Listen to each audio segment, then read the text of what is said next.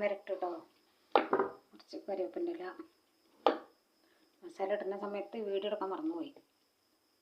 തക്കാളി, കുരുമുളക് പൊടി ഉണ്ട്, ഇഞ്ചി വെള്ളുള്ളി പേസ്റ്റ് ഉണ്ട്, കുറച്ച് മല്ലിപ്പൊടി, കുറച്ച് മുളക് പൊടി, കുറച്ച് മഞ്ഞൾപ്പൊടി. എന്നിട്ട് നല്ല തിരുമ്പി നല്ലോണം ഉടച്ചു കൊടുക്കുക കൈ കൊണ്ട്. ഉപ്പിട്ട് കൊടുക്കുക. വെളിച്ചെണ്ണ വെച്ച് കൊടുക്കാം കേട്ടോ. പച്ച വെളിച്ചെണ്ണ. ചിക്കൻ ഇട്ട് കൊടുക്കുക. മിക്സ് ചെയ്യണം. വെള്ളം ഒഴിക്കരുത് കേട്ടോ. വെള്ളം ഒഴിച്ചിട്ടില്ല, തുള്ളി വെള്ളമില്ല. കുക്കർ മൂടി കൊടുക്കട്ടെ. 5 വിസിൽ വരുന്നവരെ ടൈം തുറന്ന് നോക്കാം.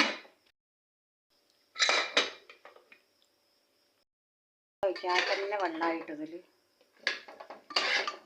കണ്ട വെള്ളം കണ്ടോ, കുറച്ചുണ്ട്. ഇതിൽ ഒഴിച്ചു കൊടുക്കണം.